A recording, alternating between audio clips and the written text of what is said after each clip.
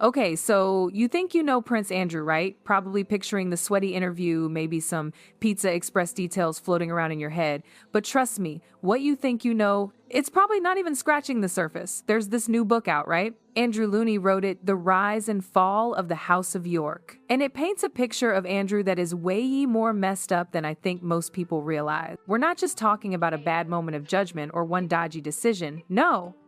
This is like a long-running pattern, according to palace insiders, hotel staff, people who were around him for years. And honestly, some of the details are just uncomfortable to even talk about. I'm serious. See, the thing is, before the BBC interview, before the lawsuits, before all the public fallout, senior palace figures were already alarmed. Staff were quietly reporting some seriously questionable stuff about Andrew Mountbatten. Not just some social media rumors, but actual complaints from people who worked around him every single day. This wasn't just whispers, but actual red flags being raised internally, years before everything blew up. And what were these complaints? Well, it's not pretty. This book alleges that Andrew was routinely abusive toward his employees, particularly the ones working in private space. And get this, there are claims that staff were expected to just deal with certain messes he left behind, no questions asked. Tasks that left people feeling humiliated and deeply uncomfortable. We're talking about stuff that went way beyond normal duties. I'm not going to get into all the nitty-gritty details because frankly, some of it is just disgusting. But I will say that Andrew Looney claims concerns about Andrew's conduct were circulating internally way before he was stripped of his royal title. And yet, according to several sources, nothing meaningful was ever done to rein him in. One of the most disturbing sections of the book centers on Andrew's close relationship with Jeffrey Epstein, and let's be real, that's a whole other level of messed up.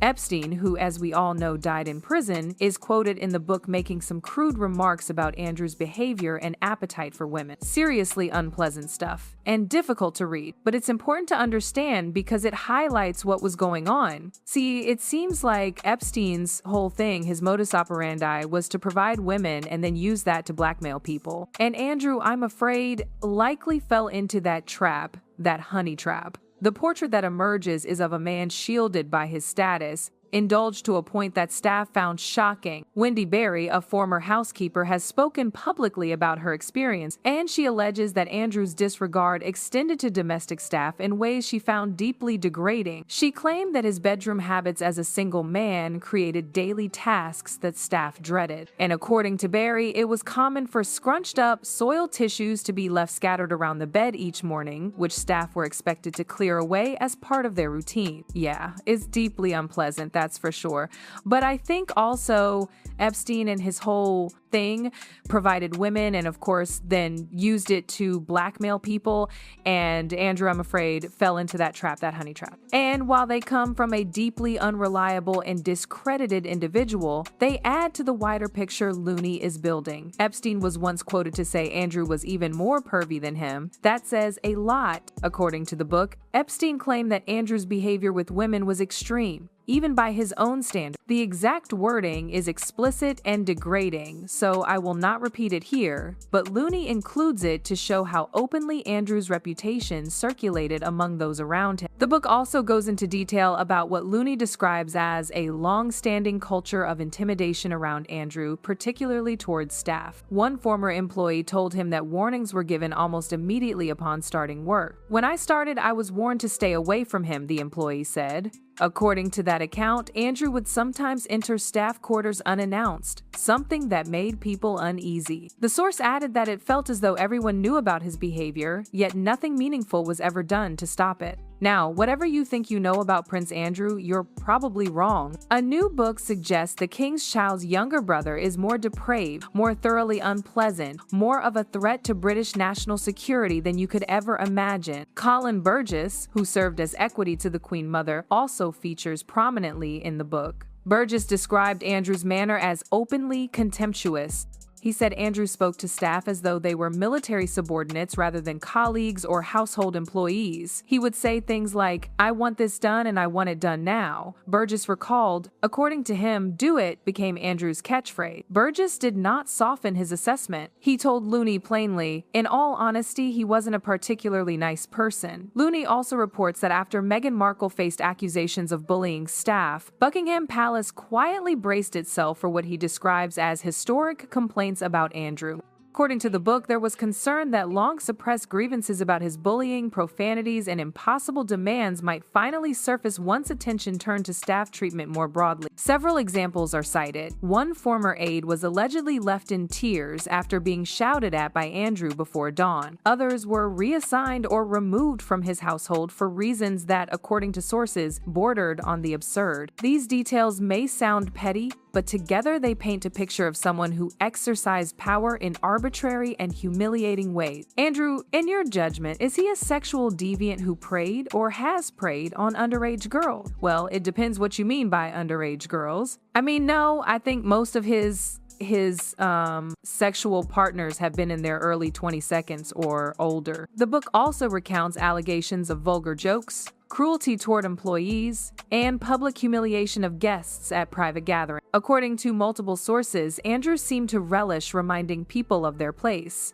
Looney's conclusion is blunt. He argues that Andrew's behavior persisted for one simple reason. He was never held to account. Because Andrew has never been disciplined, he knows he can behave exactly as he wishes, Sly writes, and that may be the most troubling part of all. Not just the individual incidents, but the system that allowed them to continue unchecked for so long. It's also alleged that Andrew enjoyed extraordinary access to women during overseas trips. One incident highlighted took place in 2006 when Andrew represented the British monarch at celebrations in Thailand. A journalist is quoted as saying that dozens of women were allegedly brought to his hotel room over the course of the visit. According to the account, hotel staff were stunned by the constant stream of visitors. Looney writes that some staff observed more than 10 women a day arriving at Andrew's suite. The exact details are unclear, and these claims are not supported by official records, but they are included based on witness testimony. What matters here is not the precise number, but the scale of what is being alleged and how openly it was said to be happening. Several women are quoted in the book describing encounters that they say left them shaken. One young model recalled being flown to Mustique after meeting Andrew and said she felt pressured into activities she was uncomfortable with. She is quoted as saying he had no boundaries. Another woman described his behavior as blunt, crude, and lacking any charm. Her words are unflattering and paint a picture of entitlement rather than romance. After laying out those overseas trip allegations, Looney widens the lens and starts pulling together a pattern that many royal correspondents say they had heard about for years, often quietly. According to several sources, Andrew Mountbatten Windsor developed a reputation for behavior at private dinners and social gatherings that many women found deeply uncomfortable. Obviously, it's very news sensitive at the moment because it was through Epstein that Prince Andrew met President Donald Trump, wasn't president then, but what was their relationship? Well, I mean, the two things that they had in common, which they always talked about, was golf.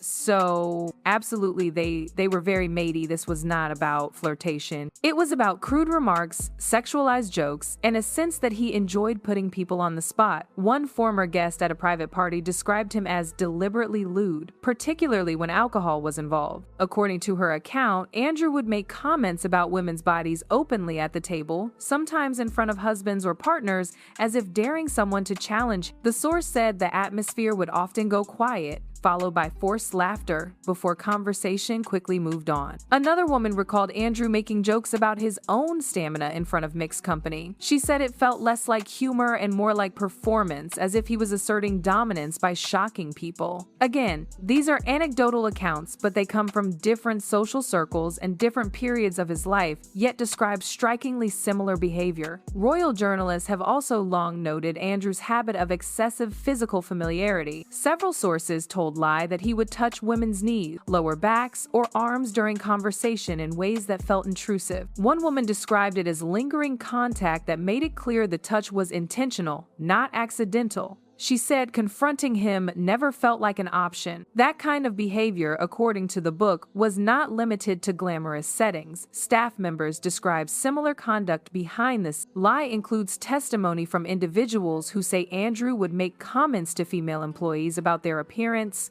clothing, or perceived attractiveness. These remarks were often delivered casually, as if he expected them to be taken as compliments. What made it worse, several staff said, was the power imbalance. Complaining felt pointless. Andrew was not just a senior royal. He was known for reacting badly to criticism. According to one former employee, the unspoken rule was to tolerate it, keep your head down, and move on. There are also repeated references in the book to Andrew's behavior in private residences. Multiple sources allege that his bedroom habits were a source of dread for household staff, not because of one specific incident, but because of the routine expectation that they would clean up without question and without comment. Several described it as demeaning work that went far beyond normal duties. One former palace aide told Lai that Andrew seemed to derive satisfaction from testing how far he could push boundaries. The aide said it was as if he wanted to see who would flinch first. In their words, he liked knowing people were uncomfortable. Lai also revisits Andrew's social circle, pointing out how often he gravitated toward people who indulged and enabled him. Friends who challenged him rarely stayed friends for long. Those who laughed along or smoothed things over remained close. Over time, this created an environment where bad behavior was normalized and rarely checked.